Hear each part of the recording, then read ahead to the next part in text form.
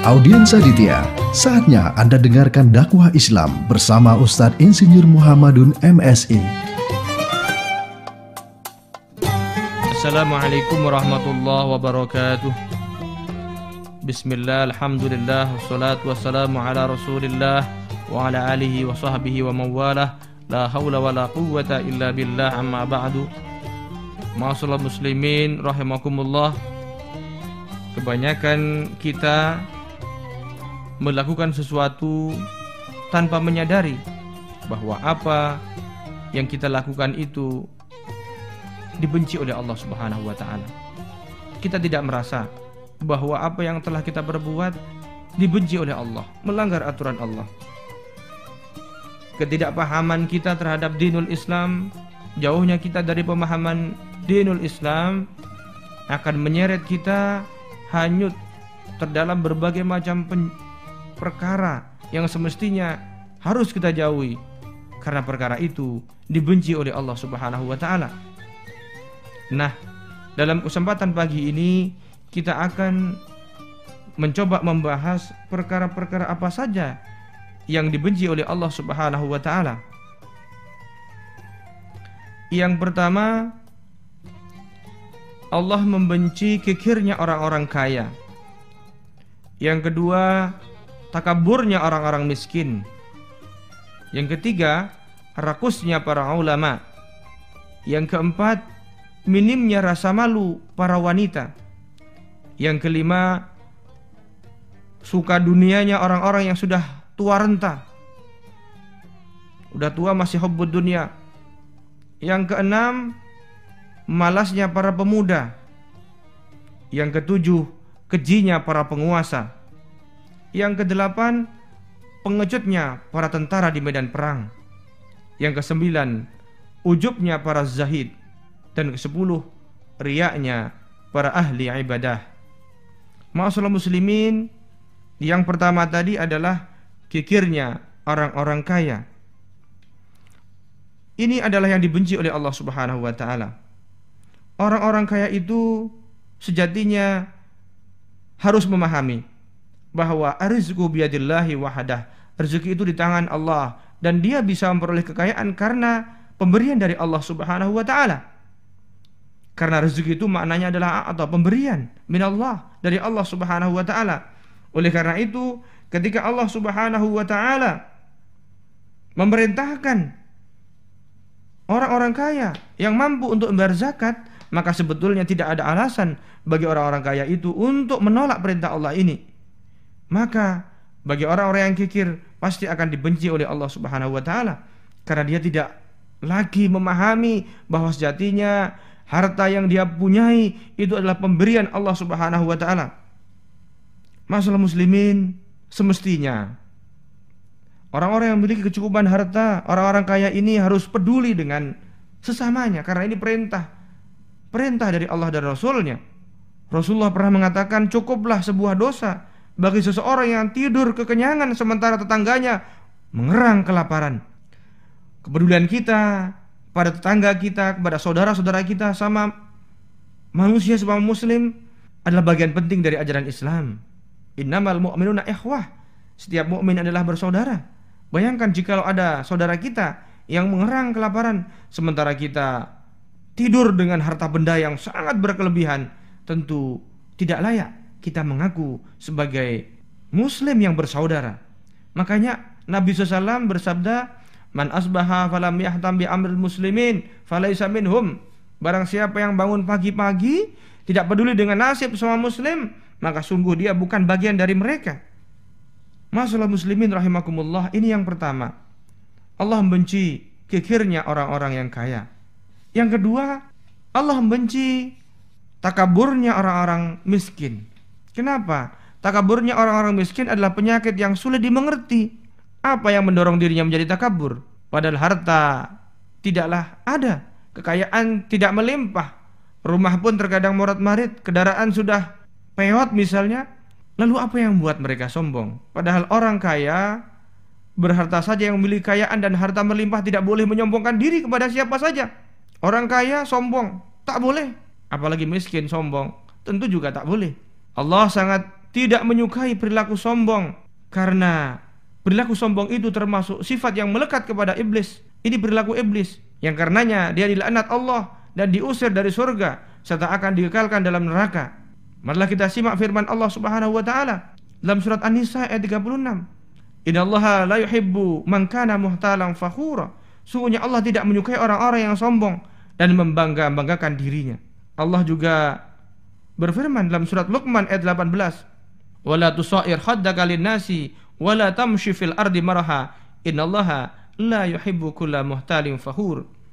Dan janganlah kamu memalingkan mukamu dari manusia karena sombong. Dan janganlah kamu berjalan di muka bumi dengan angkuh. Sungguhnya Allah tidak menyukai orang-orang yang sombong lagi membanggakan diri. Kesombongan hanya akan menyesakkan dada pelakunya dan memuakkan orang yang melihatnya. Kesombongan hanya akan merenggangkan keakraban yang selama ini sudah terbina. Dulu waktu pas-pasan friendly, begitu sudah agak kaya sedikit sombong.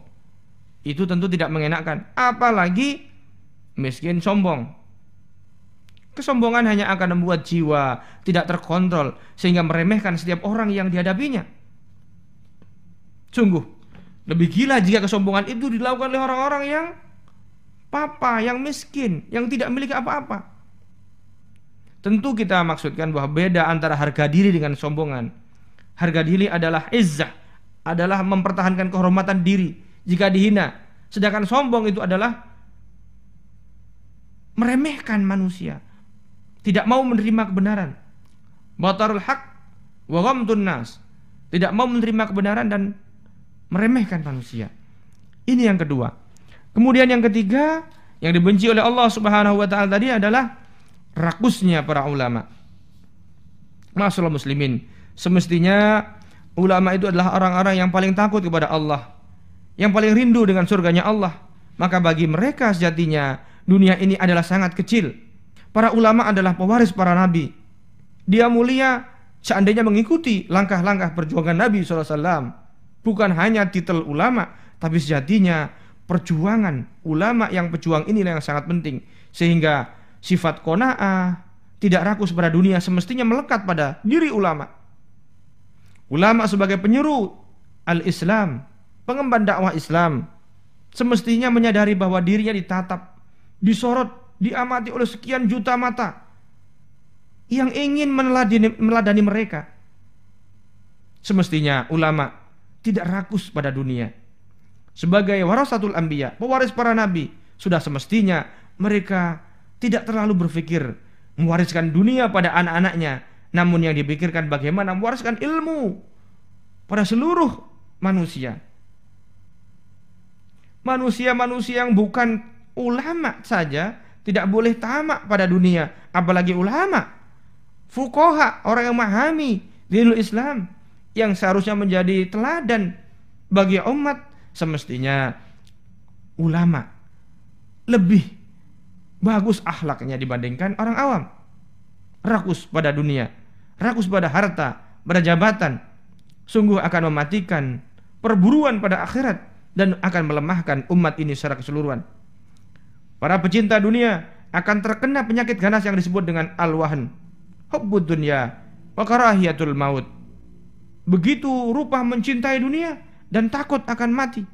Padahal kalau takut mati pun tetap akan mati juga. Begitu cinta dunia, kalau mati akan ditinggal juga. Maka para ulama pecinta dunia hampir bisa dipastikan mereka akan kehilangan karisma, kehilangan wibawa, kehilangan martabat keulamaannya, dan akan mendapatkan gelar ulama dunia, atau sering kita kenal dengan ulama ulama buruk.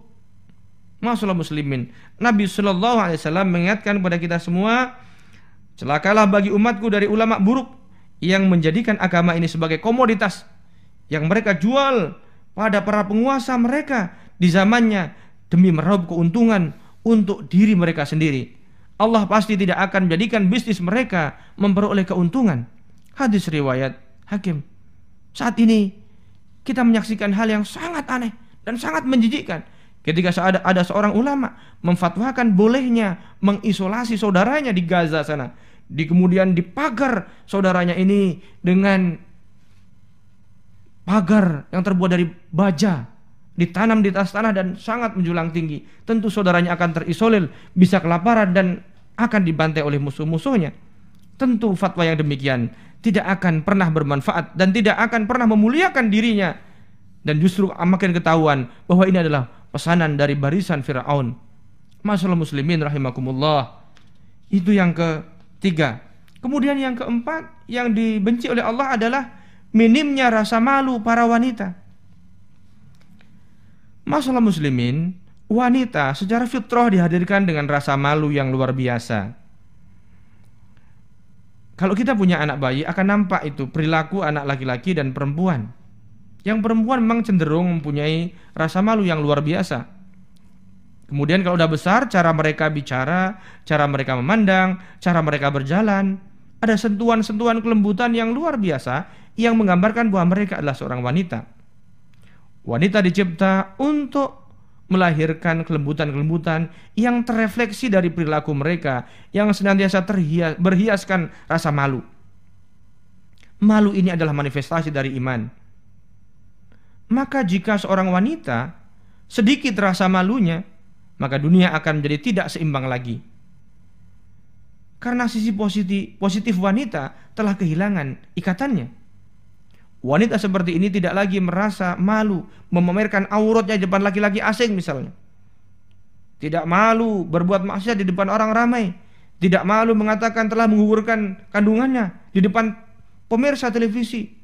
Maka jangan heran jika Allah Subhanahu wa taala murka karena maksiat mereka. Ini yang keempat. Allah akan membenci orang wanita yang sedikit rasa malunya. Karena kita pahami bahwa malu adalah mahkota setiap manusia, baik laki-laki maupun perempuan, apalagi perempuan. Malu adalah mahkota seorang wanita, seorang perempuan, dan kehilangan rasa malu sama dengan kehilangan mahkotanya, dan secara otomatis akan hilang pula harga dirinya. Ambil contoh, kalau di Jalan Sudirman ada jalan orang pakai bikini dengan orang pakai jilbab rapi, berkerudung dan berbaju kurung rapi, lebih mulia mana? Lebih primitif mana? Maka jikalau ada orang mengatakan jilbab itu primitif, harus berpikir ulang dia. Lebih primitif mana orang yang telanjang dengan orang yang berbusana rapi, berwibawa? Maka sungguhnya Allah Subhanahu wa taala dan Rasulnya, dinul Islam ini telah ingin sungguhnya menjadikan manusia ini mulia. Perempuan itu mulia, yaitu diberi dia kemuliaan dengan Islam. Diwajibkan dia menutup auratnya.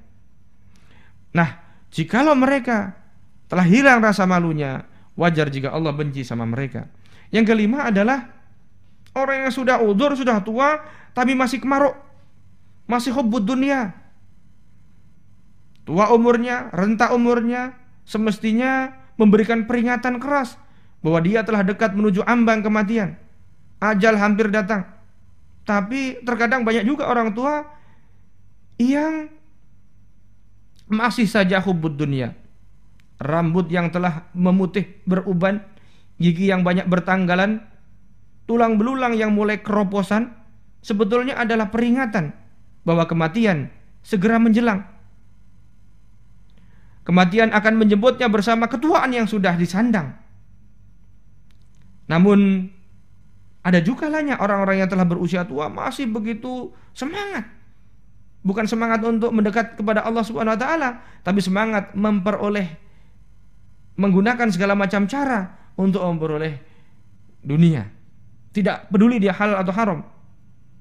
Maka baru-baru ini ada sebuah cerita nyata dari seorang hakim, ya, bahwa bayangkan ada seorang hakim di negeri ini yang sedang stroke di rumah sakit, dia pun pesan, bukan pesan kepada dokter, pesannya minta supaya bisa nangani kasus narkoba. Kenapa milih kasus narkoba? Karena biasanya sogokannya besar. Bayangkan sudah stroke masih minta bisa menangani kasus. Bukan untuk menegakkan keadilan, tapi yang dicari adalah sogokan, korupsi. Na'udzubillah min dzalik. Masalah muslimin itu yang kelima. Yang dibenci oleh Allah, sudah tua renta masih kemaruk kepada dunia, kemaruk kepada harta, jabatan, tidak ingat akhirat. Kemudian yang keenam, yang dibenci oleh Allah adalah pemuda yang malas. Malasnya pemuda. Kita ingat bahwa semestinya masa muda adalah masa yang sangat menentukan masa depan kita, masa yang paling produktif dalam kehidupan manusia. Masa muda adalah masa gelora kehidupan mereka. Masa muda adalah masa penentuan masa depan yang sungguhnya. Maka malasnya pemuda adalah alamat awal dari suram dan buramnya masa depan mereka. Gelap gulitanya hari-hari ke depan, hari-hari tua mereka sangat ditentukan adalah pilihan mereka, aktivitas mereka ketika masih di usia muda. Manusia yang tidak memiliki awal yang cemerlang biasanya sulit menuai cahaya di ujung kehidupan. Subhanul yaum rijalul ghad. Pemuda hari ini memimpin hari esok. Kalau saat ini leha-leha, sibuk dengan narkoba, perzinaan, bagaimana di tuanya, di usia tuanya? Kalau mereka akan memimpin dengan akhlak seperti itu, bagaimana rakyatnya? Maju dan tidaknya sebuah negeri, umat, sebuah bangsa berada pada produktivitas mereka kaum muda. Sedangkan bangkrut dan hancurnya sebuah negara ada pada kemalasan mereka. Maka Islam di awal-awal bangkit karena dukungan para pemuda energik yang anti kemalasan. Ingat bagaimana perjuangan Rasulullah dan para sahabat. Sebagian besar di antara mereka adalah anak-anak muda. Ali bin Abi Thalib di usia 8-9 tahun. 8 tahun, 9 tahun sudah ikut berjuang bersama Rasulullah.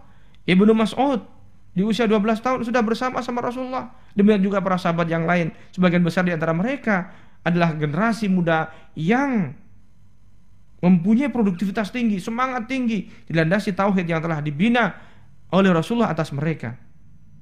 Siang mereka adalah pekerja keras, berjuang di jalan Allah dengan penuh semangat, penuh himmah, motivasi yang tinggi. Dan malam mereka hiasi dengan berbagai macam ibadah mahdah.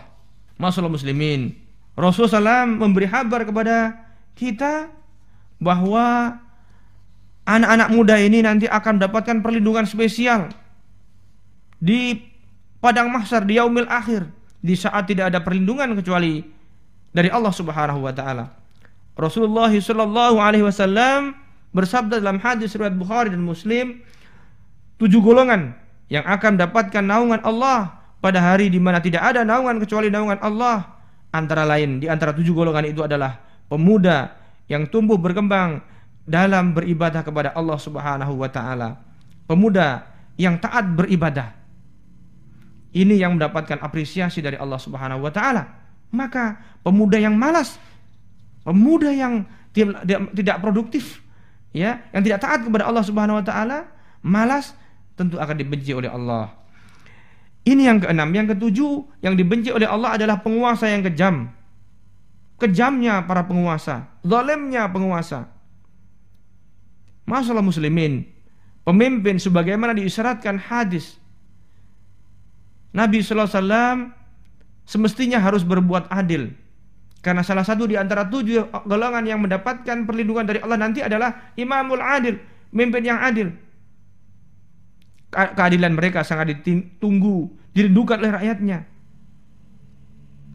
Karena harapan keadilan memang bertumbuh pada penguasa, pada pemimpin. Keadilan adalah dambaan setiap orang. Tatkala seorang penguasa yang seharusnya adil berubah menjadi keji, zalim, maka kemurkaan Allah atas mereka. Karena Allah Subhanahu wa taala sangat tidak menyukai pada mereka yang berbuat zalim. Allah Subhanahu wa taala berfirman, "Wa ma'wahumun nar wa bi'sa mathwal zalimin." Tempat kembali mereka adalah neraka dan itulah seburuk-buruk tempat tinggal bagi orang-orang yang zalim. Surat Ali Imran ayat 151. Inilah kelompok 7 yang dibenci oleh Allah Subhanahu wa taala, pemimpin yang zalim. Bayangkan jikalau seorang pemimpin sampai memeras rakyatnya. Mau beli nasi bungkus harus dikeluarkan pajaknya. Kos-kosan pun harus ada pajaknya. Kemudian setelah terkumpul dipakai apa? Beli mobil mewah mungkin, ya kan? Untuk acara-acara seremonial. Mengundang tamu segala macam. hura-hura. Alangkah zalimnya pemimpin seperti ini. Na'udzubillah min dzalik. Ini yang dibenci oleh Allah Subhanahu wa taala. Yang kedelapan, yang dibenci oleh Allah Subhanahu wa taala adalah tentara yang pengecut. Para prajurit, para tentara yang berlaga di medan perang adalah manusia-manusia pilihan untuk melakukan pembelaan terhadap agama mereka. Maka harus tidak ada dalam jiwa mereka rasa takut, pengecut, dan gentar saat menghadapi musuh sebesar apapun jumlah mereka, jumlah musuh mereka, selengkap apapun peralatan musuh yang ada di depan mereka. Jiwa prajurit sejati adalah jiwa ksatria yang pantang menyerah pada musuh. Ingat bagaimana pasukan Rasulullah saat perang Badar, pasukan Muhammad Al-Fatih saat menaklukkan Konstantinopel, pasukan Tariq bin Ziyad saat menaklukkan Spanyol. Mereka adalah orang-orang yang punya syaja'ah, punya keberanian karena keimanannya kepada Allah Subhanahu wa taala. Maka sejatinya jiwa prajurit semestinya tidak pernah menyimpan sikap pengecut ya dalam kamus hidup mereka. Mereka tidak akan desersi ketakutan. Sikap pengecut hanya akan menjadi virus yang menularkan kegentaran, ketakutan pada prajurit lain dan akan merusak semangat juang secara keseluruhan pasukan. Oleh karena itu Allah Subhanahu wa taala memperingatkan secara khusus bagi mereka, hai orang-orang yang beriman, apabila kamu bertemu dengan orang-orang kafir yang sedang menyerangmu, maka janganlah kamu membelakangi mereka, janganlah kamu mundur. Ini firman Allah dalam surat Al-Anfal ayat 15. Maka Allah sangat membenci apabila ada tentara yang pengecut. Ini yang ke-8. Kemudian yang ke-9, masalah muslimin adalah ujubnya para zuhid. Ujub adalah penyakit hati yang bisa menyerang siapa saja. Tidak terkecuali pada zahid, orang-orang yang zuhud, yang banyak menghindari dunia dan lebih dekat pada akhirat. Namun kezuhudan mereka akan menuai murka Allah jika dalam kezuhudan itu berkemuruh ujub, kesombongan yang membuncah dalam ucapan dan perilaku mereka. Tidak ada orang yang sehebat aku kedekatannya kepada Allah, misalnya muncul ada kata-kata seperti itu dalam hatinya. Maka Rasulullah memperingatkan, ada 3 perkara yang akan menghancurkan kalian, yaitu kekikiran yang dituruti, hawa nafsu yang diikuti, dan ujub dengan pendapat sendiri. Hadis riwayat Bazzar dan At-Tabrani. Ini yang ke-9. Kemudian yang ke-10 yang dibenci oleh Allah Subhanahu wa taala adalah riyaknya ahli ibadah. Jadi yang tak kalah sengitnya akan mendapatkan murka Allah adalah mereka yang menyatakan diri sebagai ahli ibadah namun riya. Riya ingin dipuji orang, riya menyelimuti seluruh ritual ibadahnya, mengiringi setiap langkah ibadahnya. Pujian selalu diharapkan dari mulut manusia, pujaan selalu mereka dambakan dari lisan mereka. Sungguh celakalah mereka, karena sungguhnya riya itu adalah syirkul asghar, syirik kecil yang sangat diwanti-wanti oleh Rasulullah agar kita meninggalkannya. Masalah muslimin, maka kita diperintahkan oleh Allah taat beribadah, tapi jangan sampai ada muncul riya, ingin dipuji orang. Kita harus ikhlas semata-mata karena Allah, karena itu syarat diterimanya amal perbuatan kita, amal soleh kita. Kalau riya pasti Allah tidak akan menerima. Nah, masalah muslimin, inilah 10 perkara yang dibenci oleh Allah Subhanahu wa taala, dan kewajiban kita adalah semoga kita terhindar dari 10 perkara ini. Maka jika kita menjadi orang kaya, dermawanlah pada sesama. Jika kita ditakdirkan menjadi seorang miskin, lebih rendah hatilah pada manusia. Jika kita menjadi ulama, janganlah rakus pada dunia. Jika Anda seorang wanita, maka ingat bahwa mahkota Anda adalah rasa malu Anda. Jika kita telah renta, sudah tua, maka segeralah menyadari bahwa kita akan segera menghadap Allah Subhanahu wa taala. Jika kita masih muda, maka semangatlah berjuang, bekerja, belajar, menimba ilmu, berdakwah untuk menegakkan khilafah Allah di muka bumi ini. Dan jika Anda sebagai seorang penguasa, maka berbuat adillah pada yang Anda pimpin. Jikalau ada satu saja rakyat Anda miskin, sementara Anda bergelimangan harta, makanan berserak dalam rumah, bahkan terkadang dibuang, maka sungguhnya Anda akan bertanggungjawabkan itu semua di mahkamah Allah nanti. Jika Anda ada di medan perang, wahai para tentara, maka bersikaplah berani, sajaah, jangan pengecut, jangan jadi pengecut. Kalaupun Anda adalah seorang zahid, tapi tak layak bagi kita, bagi Anda untuk berkata dan berbuat ujub, dan janganlah pula ibadah Anda dikotori oleh riya yang sering menjangkit jiwa tanpa diduga. Ma'asyiral muslimin, sekali lagi semoga kita selamat dari 10 perkara yang sangat dimurkai oleh Allah Subhanahu wa taala. Semoga kita akan senantiasa taat kepada Allah, mendekat kepada Allah, dan terhindar dari perkara-perkara yang buruk.